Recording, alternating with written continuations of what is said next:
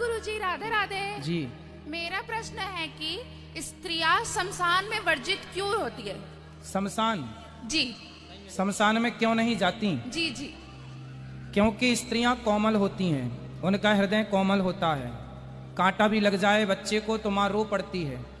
यदि आप शमशान में किसी मुर्दे को जलता देखेंगे तो आपका हृदय इतना कोमल है कि कहीं आप उस जलती चिता को देख करके आप परेशान ना हो जाएं, आप पर उसका गलत प्रभाव ना पड़ जाए। इसलिए बड़े बुजुर्ग कहते हैं कि तुम मत जाओ, क्योंकि जब मुर्दा जलता है ना तो उसकी बॉडी पिघलती है मोमबत्ती की तरह। क्या वो दृश्य आप देखोगे तो रात को जब सोएंगे और वो दृश्य सामने आया तो आप डर नहीं जाएंगे?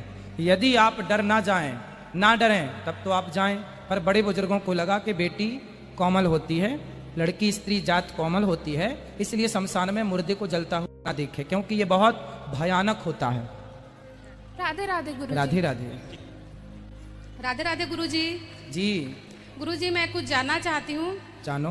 जैसे मेरे माता पिता हैं, सास ससुर हैं, या घर में और कोई बड़े जो अब गुजर चुके हैं, वो निरंतर मेरे सपने में आते हैं और कई बार ऐसा होता है कि वो दुखी रहते हैं या कष्ट में रहते हैं। तो मैं जानना चाहती हूँ इसके लिए कोई उपाय कर सकते हैं? उनके नाम से कुछ पुण्य का कार्य करो, उनकी सदगति के लिए या तो श्राद्ध करो, पिंडदान करो, भागवत जी के पाठ करवाओ। इसलिए तो कहते हैं कि भागवत जी की पोथी पाठ अपने पितरों के लिए कराया करो ताकि उनकी सदगति हो। ठीक है गुरुजी, धन्यवाद। किस किस का प्रश्न है? आपका भी है, बैठो, बोलो। राधे राधे महाराज। जी भैया।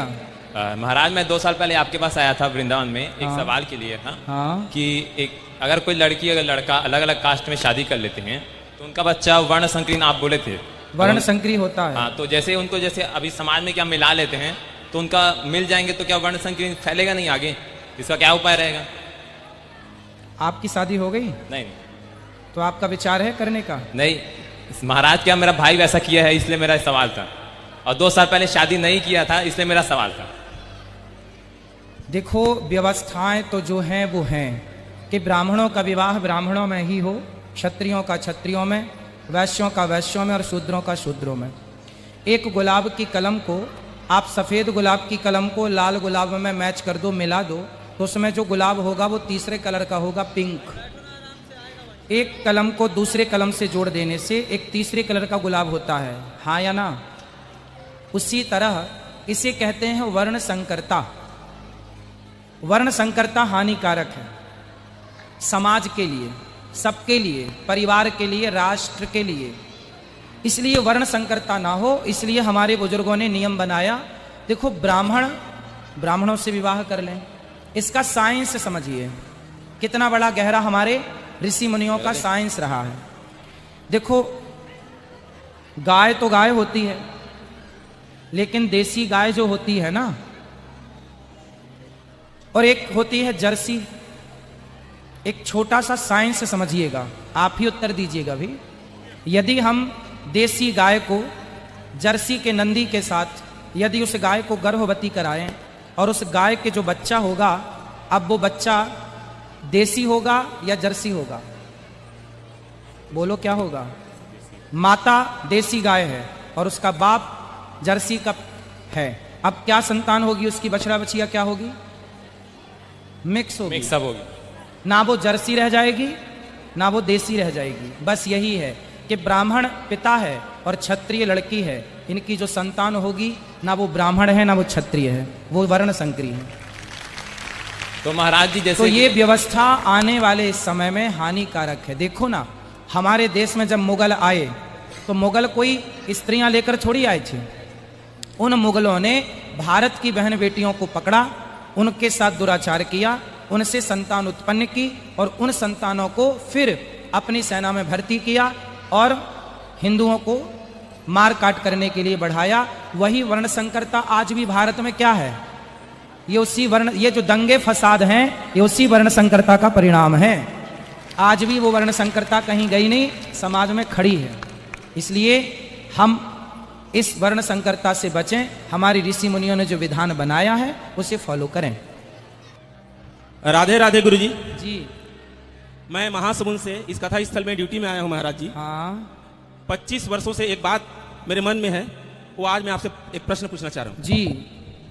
आज से 25 साल पहले मेरे चाचा की पुत्री, हाँ। मेरी चचेरी बहन, हाँ तुलसी विवाह के दिन उसकी मृत्यु हो गई। उस समय मेरी छोटी बहन जो कि 6 वर्ष की थी, उस दिन हम लोग पूरे परिवार शोक में डूब गए और उस दिन से लेकर के आज दिनांक तक हम वो त्यौहार नहीं मनाते। मेरा जब बच्चा थोड़ा बड़ा हुआ तो एक दिन मुझसे पूछा कि पापा हम वो त्यौहार क्यों नहीं मनाते। तो मैं इस प्रश्न को लेकर अपने बड़े बुजुर्गों के पास गया।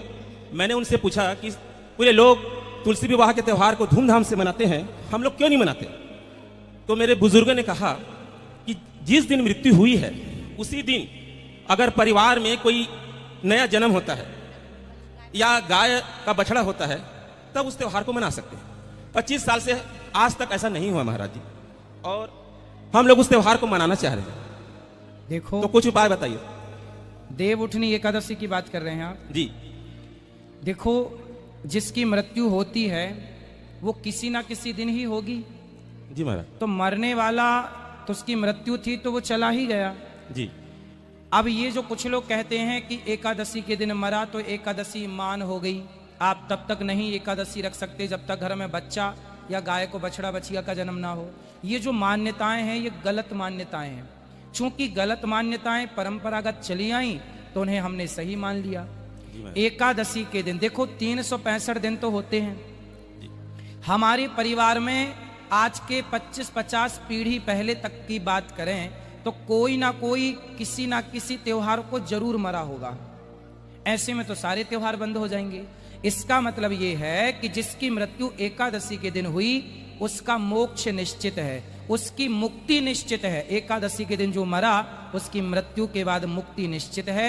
आप अपनी एकादशी, रामनवमी, कृष्ण जन्माष्टमी जो भी त्योहार हैं, भले किसी की मृत्यु हो गई है फिर भी आप उन त्योहारों को मनाइए, क्योंकि मृत्यु जिनकी हो गई वो तो ये मृत्यु लोक है, यहाँ तो आने वाला मरेगा ही, आज नहीं तो कल।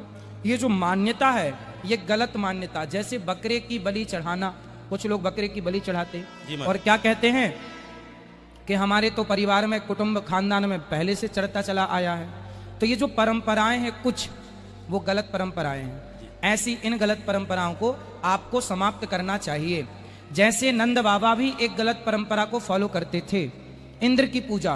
तब भगवान श्री कृष्ण ने इंद्र की पूजा बंद करा के और गिरिराज जी की पूजा कराना स्टार्ट किया। भगवान ने भी गलत परंपराओं को बंद किया, आपको भी गलत परंपराओं को बंद करके एकादशी मनाना चाहिए।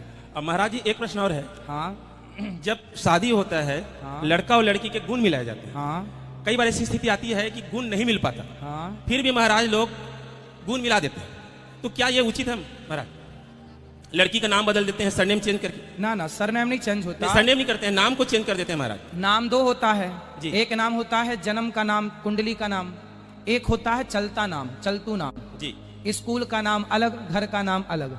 तो एक नाम से यदि, इसलिए सबके दो दो नाम होने चाहिए कि एक से शादी ना बैठे तो दूसरे से बैठ जाए। जी।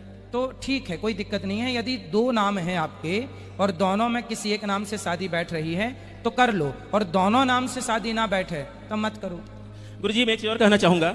यहाँ पर उपस्थित जितने भी भाई बहन माताएं हैं, मैं उनसे एक चीज कहूंगा कि जिस तरह से कान्हा जी की भक्ति में यहाँ उपस्थित हैं, 2 दिन बाद 26 जनवरी है।